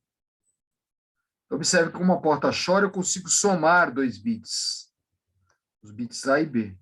Tá? Eu consigo somar. Consigo subtrair? Não. Mas existe uma lei booleana, eu acho que o Newton e o pelo menos está na apostila de laboratório que nós três utilizamos. Né? O Newton e o Ricardo devem passar para vocês um vídeo, devem recomendar para vocês um vídeo do George Boole, que tem no YouTube. Né? E lá explica, né, a grande contribuição que o George Boole, no século XIX, deu para a ciência. Numa época que não existia computador, numa época que não se pensava em processamento digital, né, o George Boole desenvolveu uma matemática só com 2 números, 0 e 1. Então, toda uma matemática. Porque na época não se via para nada. Né? Ele era um desafio dele. No vídeo explica bem isso. Somente 50 anos depois, na computação, é que aquilo começou a fazer sentido. Então, vê como a ciência, né, a pesquisa, ela é tão importante. Muitas vezes você está fazendo uma pesquisa que aparentemente não serve para nada, que vai, daqui 1 século, 2 séculos, ser a base de alguma coisa. Né? Por isso que é tão importante um país investir em ciência e tecnologia, em pesquisa. Né? Infelizmente, nesse aspecto, o Brasil está muito atrasado. Né? Vocês podem perceber aí como, né, o pessoal se interessa por pesquisa aqui no Brasil. Quantas verbas de pesquisa tem. Bom, eu tenho a soma eu consegui obter. E a subtração? Como é que eu obtenho a subtração? O George Boole, desse vídeo, tá, ele tem uma lei bastante importante, né, que é a seguinte: se eu tenho que somar um número A, subtrair o número A do número B, A menos B, ele descobriu uma lei, tá? Ele desenvolveu uma lei que, se você inverter o B somando e colocar mais um bit 1, tá? Isso é igual a uma subtração. Então, observe como é importante essa lei. Ó. Ele converteu uma subtração em uma soma. Se eu tenho soma, mesmo uma soma mais complexa, são duas somas e uma inversão, eu consigo reproduzir isso numa unidade lógica aritmética. Tá? Então, além da soma, por essa lei, eu consigo também ter a subtração. Mas observe que a subtração é obtida da soma. Ela não existe por si só, porque eu não tenho nenhuma porta lógica que faz isso. Bom, se eu tenho soma, eu tenho a multiplicação. Se eu tenho a subtração, eu tenho a divisão. Se eu tenho divisão, multiplicação, soma e subtração na ULA, você tem instruções para cada uma dessas operações, você tem todo o resto da matemática. Vocês aprenderam isso em cálculo numérico, cálculo diferencial integral. Né? Se você consegue somar e subtrair, você consegue fazer qualquer operação matemática, aritmética, trigonométrica, qualquer uma. Por isso que a ULA, através de uma porta Shor, do princípio da porta Shor, ele consegue reproduzir qualquer operação lógica aritmética. Daí a importância da ULA no sistema. Tá? Daí a importância da ULA no sistema, porque ela faz operação lógica aritmética, qualquer operação lógica aritmética. E o processo de decisão no sistema, isso é muito importante. O processo de decisão no sistema, ele é baseado em operação lógica aritmética. Tá? Operação lógica aritmética. Vou dar um exemplo aqui, ó. Mais um exemplozinho que eu vou dar aqui, ó. Você quer comparar o número x, tá? Você quer comparar o número x com o número y. Você quer saber se esse número é igual ou se esse número é diferente. Comparou a situação x com a situação y. Qual é a operação aritmética que eu tenho que fazer com x com y para saber se é igual ou diferente? Qual a operação que eu tenho que fazer entre x e y para testar se é igual? A soma, por exemplo, eu consigo concluir se ele é igual ou diferente? Não, né? Se ele for igual, ele vai ser o dobro. Mas eu não tenho nenhuma informação. Mas, se eu subtrair x e y, lembra da subtração aqui, ó? Se eu subtrair x e y, eu já vou ter, na condição zero ou diferente de zero, eu vou ter a condição de igualdade. Se x for igual a y, ele dá zero na subtração. Se x for diferente de y, ele dá diferente de zero. Então, pela condição do zero, a condição do zero é um bit num sistema chamado Z.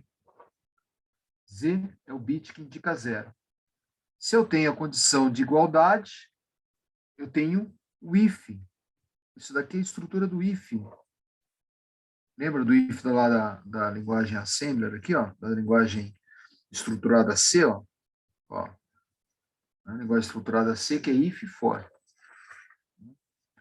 Então, por isso que a unidade lógica aritmética é tão importante. Ela vai me dar a condição de igualdade ou não. Observe que eu falei de bit Z, eu falei de carry, falei de bit Z. Tudo isso é o que a gente chama, é colocado num registrador chamado de flag. Por isso que vocês estão vendo aqui, ó, um registrador chamado flag. O que eu tenho nesse registrador chamado flag? Eu tenho o carry, eu tenho o Z principalmente. Tem outros, tá? Mas o carry e o Z a gente tem. Tá? Tem outros. Mas vamos ficar nesses dois aqui agora para não tumultuar muito, nas próximas aulas a gente vai trabalhando com outros também. Mas eu vou fazer um exercício daqui a pouco, onde eu vou testar esse flag. Observe, ó, a nossa CPU já tem área de registradores, posições de memória, área de unidade lógica aritmética, tá? Quando vocês tiverem oportunidade, revisem, tá? Circuitos digitais. Procurem lá no livro, não sei, acho que foi o Fadi que deu aula para vocês, né? Vocês são do semestre passado. Fadi deu aula para vocês, né? E o Fadi deve ter comentado, né? Lá no. Quando eu dava aula digitais, eu usava o livro do Totti. Vou mostrar o livro do Totti aqui para vocês. Vou botar a câmera aqui para mim. Esse livro do Totti aqui, ó, Sistemas Digitais. Esse é o melhor livro digitais que eu conheço. Tá? É um clássico. Né? Tanto que esse livro aqui tem mais de 30 anos. Não esse livro aqui, né? Esse livro aqui eu acabei cobrando. Né? Ele é uma raridade hoje em dia.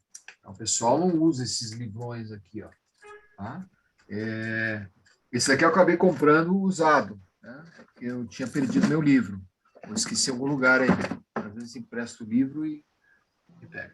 Mas se vocês procurarem na Amazon, tá lá, tem o livro do Totti lá para vender. Procurem aqui na Livraria Cultura para ver se você encontra o livro do Totti. Você não encontra.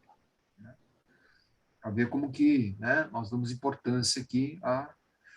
Claro que tem outros livros de sistemas digitais. Eu não sei qual é o livro que o Fadi, né, se alguém se lembrar do livro de sistemas digitais que o Fadi utilizava, ele não pode usar o do Totti assim diretamente, porque não tem, a não ser que pega a versão em inglês, né, para trabalhar.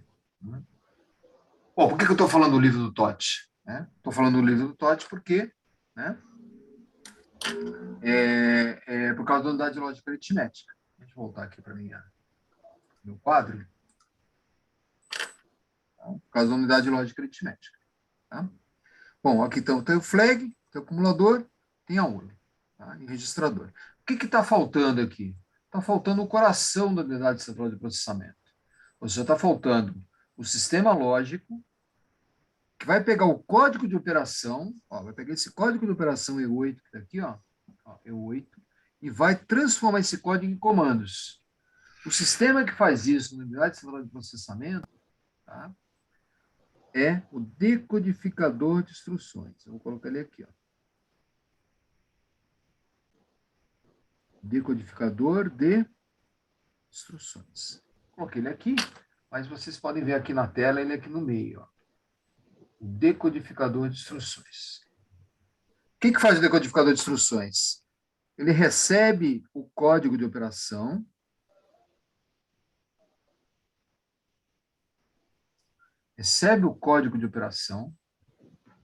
tá? Interpreta esse código e vai gerar, né? Vai gerar sinais de controle e temporização. Tá? Vai gerar sinais de controle e temporização. Então, é uma grande tabela da verdade. É uma grande tabela da verdade. Que vai ter como entrada códigos de operação e vai ter como saída uma série de sinais de controle e temporização. Tá? Uma série de sinais de controle e temporização.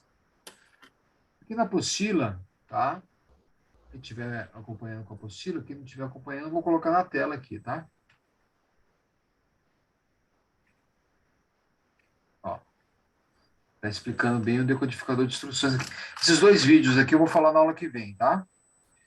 Vou falar da aula que vem, são dois vídeos bem interessantes, tá? Baseados num livro que eu gosto muito, que é o livro do Malvino, tá?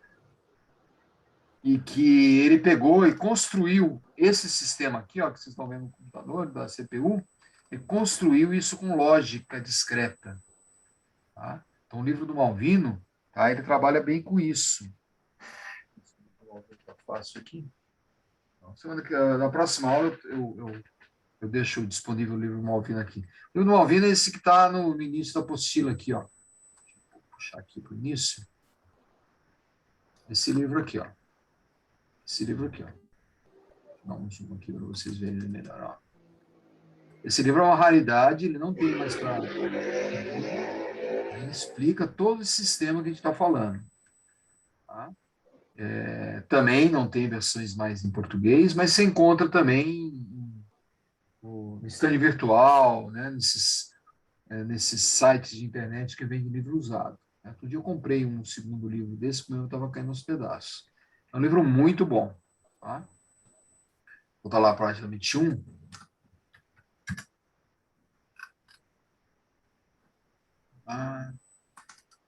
Ok?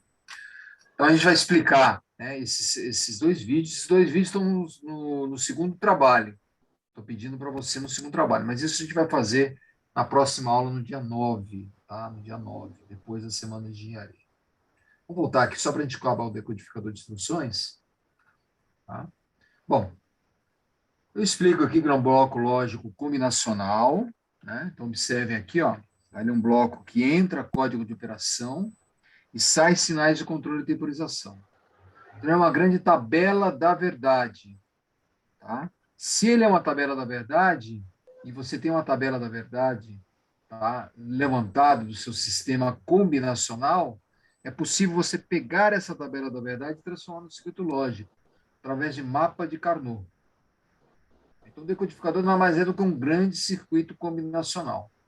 Como eu estou explicando aqui, ó, bloco lógico combinacional é responsável por receber código de operação diversos, blá, blá, blá, blá. É implementado através de lógica combinacional, tabela da verdade, onde as variáveis de entrada são o código de operação do microprocessador e as variáveis de saída são os sinais de controle e temporização.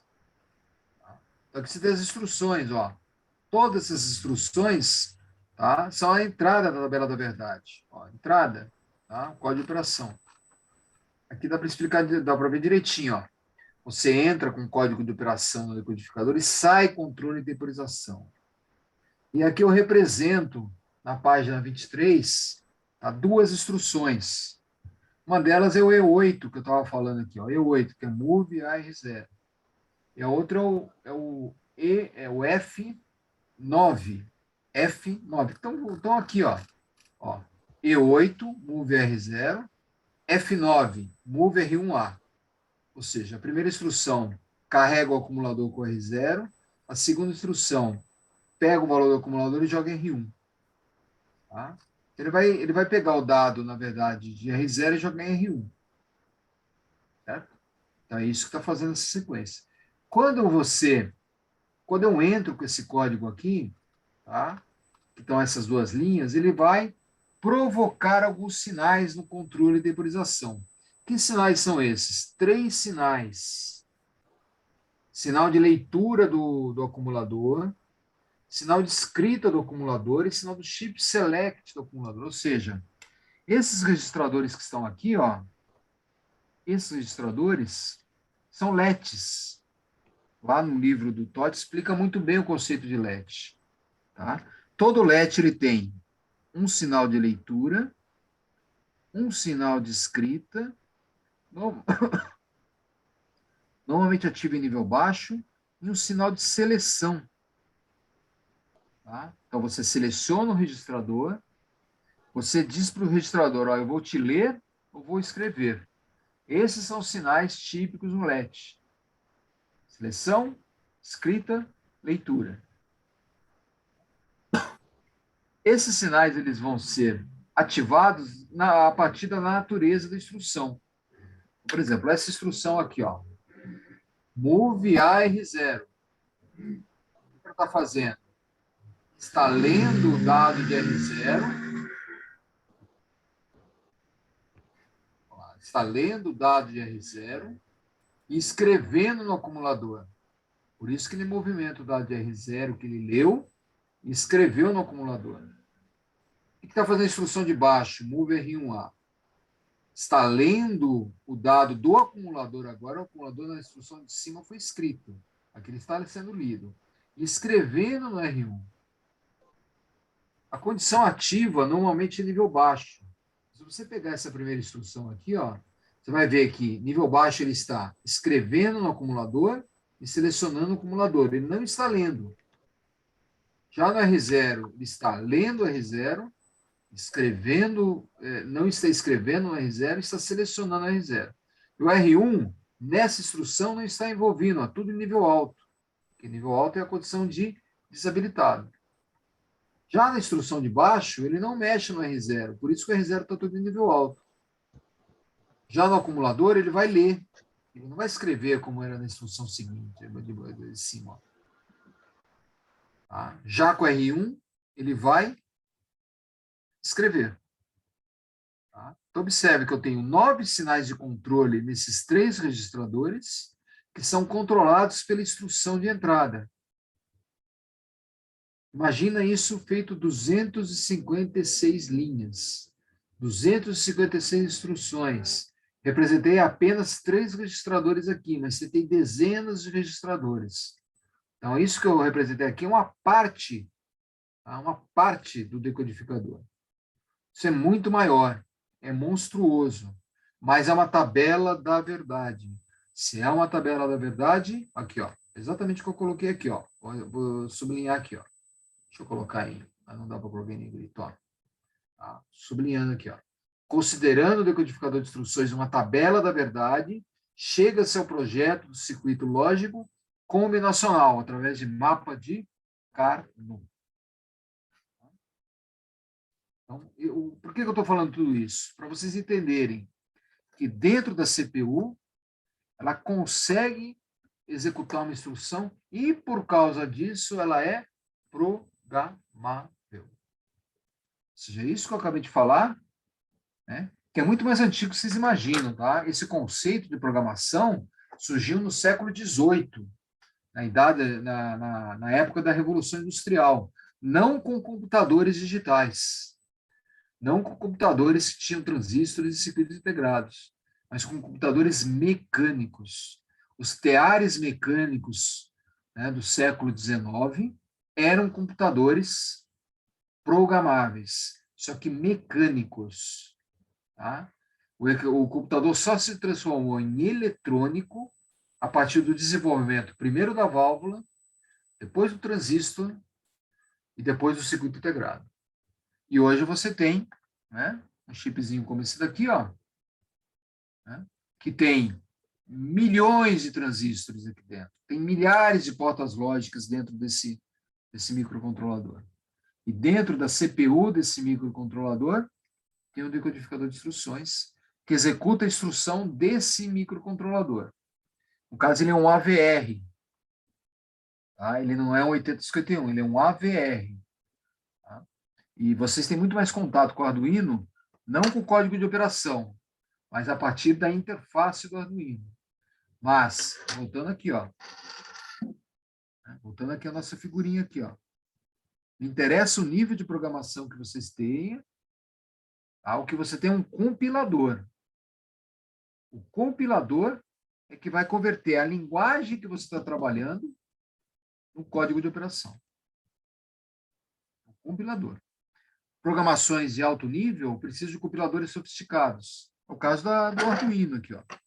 Ele tem um compilador muito bom. É o caso do Java, é o caso do C++, né, que vocês estudaram em programação.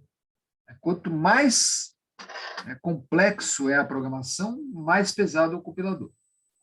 Agora, tudo isso se reflete, tá, na execução da instrução física no decodificador de instruções. Tá? Ou seja, lá no mapa de Carnot. Então, é por isso que nós temos esses 3 elementos dentro de uma unidade central de processamento. Tá? Esses 3 elementos. Decodificador de instruções, que recebe a instrução que está na memória, executa essa instrução e converte essa instrução em sinais de controle e temporização, que podem controlar registradores e podem controlar a unidade de lógica aritmética. A unidade de lógica aritmética faz operação AND ou o exclusivo, tá? E chora. E só faz a soma. Mas a partir da primeira lei de Moore, eu consigo fazer a subtração. No laboratório, vocês vão estudar 256 instruções. 2 elevado a 8, barramento de dados, 256 instruções.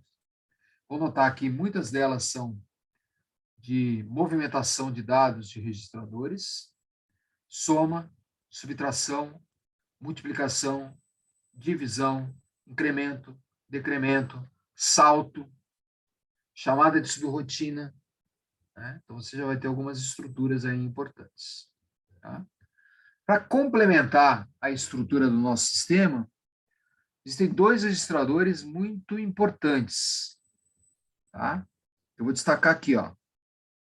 Um chama-se PC e o outro chama-se SP. Na aula que vem, daqui a 15 dias, eu vou detalhar esses dois registradores. Tá? Mas eu adianto o quê? Que o PC é um registrador que guarda o endereço da instrução que você está executando. Normalmente a próxima, né? Você vem executando aqui, ó, né? As instruções, você vem executando as instruções uma atrás da outra, tá? Quem faz ele pegar a próxima instrução é o PC. Tá? É sempre a próxima instrução? Não. De vez em quando você vai ter uma instrução chamada jump. Uma instrução jump, salto. Então, o PC, ao invés de pegar a próxima, ele vai saltar. Ele salta para uma posição diferente da próxima. Então, o salto é muito importante no sistema. De vez em quando, esse salto ele vai retornar. Quando, se eu tiver uma instrução não de jump, mas uma instrução call endereço, call rotina, ele não vai para a próxima, ele salta para a rotina, e no final da rotina você tem uma instrução RET. A instrução RET te retorna ao ponto de chamada. Esse conceito chama-se sub-rotina. Observe que é parecido com o jump, só que o jump salta, a sub-rotina retorna. Para nós é muito mais interessante ter sub-rotina do que salto. Tá? A linguagem C ela é composta de sub-rotinas. Abre colchetes, fecha colchetes. Abre colchetes, fecha colchetes. Abre colchetes, fecha colchetes. O que é isso? Abre colchetes, salta para uma rotina. Fecha colchetes, retorna. Algumas instruções vocês conseguem chamar uma rotina dentro da outra. Você não tem ifs que você abre colchetes dentro do if. Sempre que você abre um colchete, você tem que retornar. Tá? Então, aí está o conceito, né, da subrrotina que a gente vai detalhar melhor na próxima aula. Tá? Aqui tem bastante coisa. Mas o importante, tá, é que essas estruturas elas começam a dar sentido à programação que vocês estão acostumados. Tá? Vocês trabalham com programação normalmente de nível intermediário, linguagem C. Vocês vão trabalhar agora com Arduino, né? Vão trabalhar com Arduino. Né? Tudo isso só existe por causa dessa estrutura aqui, ó, que está bagunçada aqui na minha cor, porque eu estou rascunhando, tá? Mas que no slide aqui, ó, tá? No slide não, na apostila, você consegue ver ela direitinho. Tá? Ver ela direitinho. Hoje em dia, tá? O pessoal não dá muita importância para o conceito de CPU. Por quê? Porque esses três elementos hoje estão integrados num único chip. Então, hoje, o pessoal olha o microcontrolador, sabe que aqui dentro você vai rodar um código e que ele vai executar esse código. Tá? Agora, a gente tem que entender como ele faz isso. Como uma instrução, como um código de operação vai controlar esse sistema. Qual é a relação? Olha que pergunta importante para vocês refletirem, filosófica. Qual é a relação que existe, tá, entre código de operação, ó, como o nosso C8 aqui, ó, código de operação e o fluxo eletrônico. Fluxo eletrônico, que vem lá da fonte de alimentação, positivo, negativo. Como que uma instrução controla o fluxo eletrônico? Como? Porta lógica, transistor, tá? Conjunto de transistor forma uma porta lógica. Tá? Vocês estudaram isso em sistemas digitais. O conjunto de portas lógicas forma sistemas combinacionais e sequenciais, memória, registradores, ó, registrador e sequencial. decodificador combinacional. Então, quando você junta o circuito sequencial com o circuito combinacional, você tem a CPU. A CPU roda código de operação. Se você tem código de operação, vamos olhar a nossa pirâmide aqui, ó. Você tem linguagem C, tem as linguagens estruturadas, você tem o Java, você tem o Visual Studio, você tem essas programações que hoje vocês trabalham muito bem. Mas não pode perder a noção que uma vez que essas instruções são compiladas,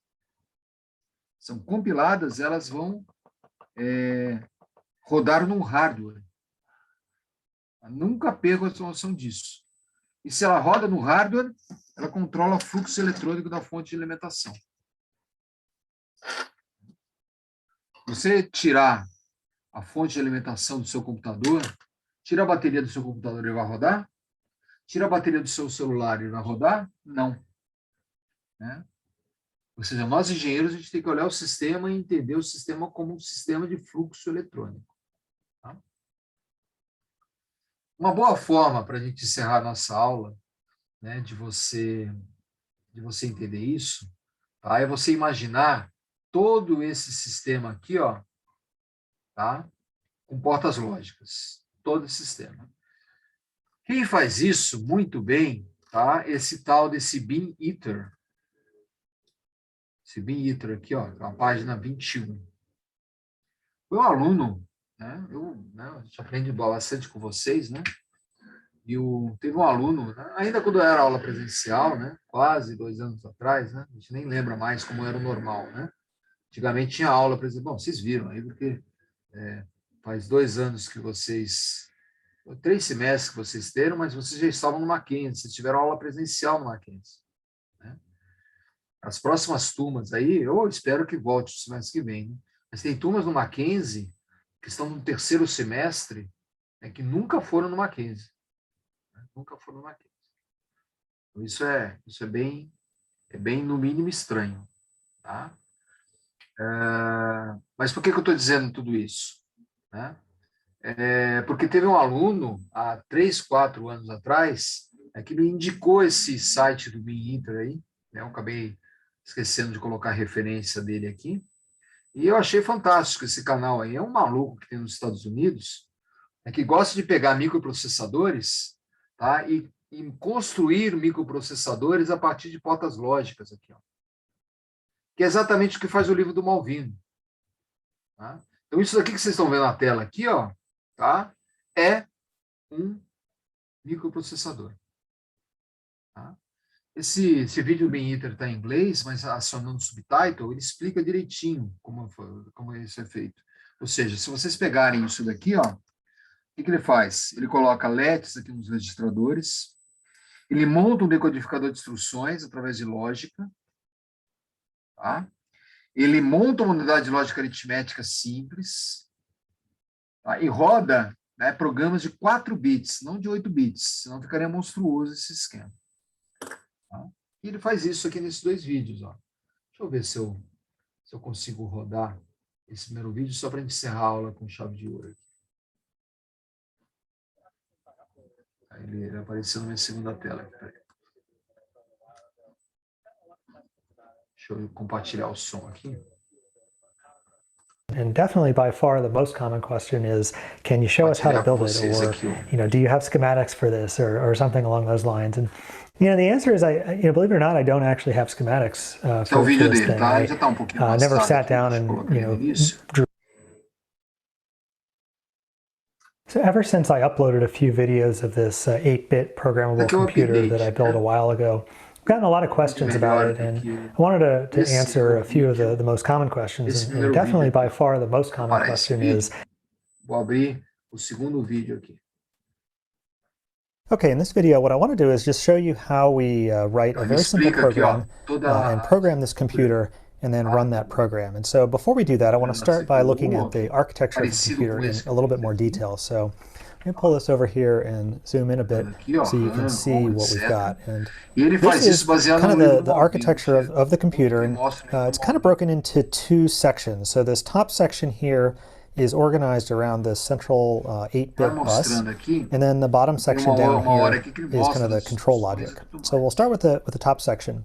So this is Agora eu não vou- central kind of 8-bit bus that all of Não é these difícil different você ver o vídeo, components tá? are connected to. É, And what this does pessoal is que it não tem lets inglês us kind of fluente, move information tá? from Recomendo any duas component to coisas. any other component through this Primeiro, bus. vão And so, estudar for example, inglês. if you want to take É data importante vocês from terem inglês RAM, from fluente memory, and para put it into the A compreender register, you can do o que that as through pessoas this bus. falam, And so what you não would só do o is que you as would just pessoas say, escrevem. E you know, segundo, take quem that, ainda não that está nesse information, nível, RAM is going to put aciona that o information on subtitle the aqui, bus, ó. and then the A register is going to read that information from the bus. Aqui no controle, Likewise, ó, if you você wanted to take consegue information acionar as from RAM and put it legendas into the aqui, B ó. register, you Tá? could do that. You could say, Eu acho que não tem at inglês, some ó. point in Só tem time, that turbo. information is going from RAM Se for onto the turbo, bus, você and consegue then the B acionar register is a reading whatever's on legenda the em turbo bus também. and putting it into Brincadeira, the tá? B Ó. register. Mas com a So legenda at any aqui, com o point in time, subtitle, né, com you as can have legendas, você basically consegue one thing entender. putting information on the bus, Mas and then one or more vejam things reading por information curiosidade, from the mas na bus. And aula that's how que you vem move vai ficar um pouco information mais from claro esses vídeos. one vão part of the mais computer to the other. And so I won't go through all of these Bom, components right now. vou parar a Maybe gravação in nesse future momento. videos, if you guys are interested, I can make some future videos. Deixa eu parar a gravação aqui. Parando a gravação nesse momento.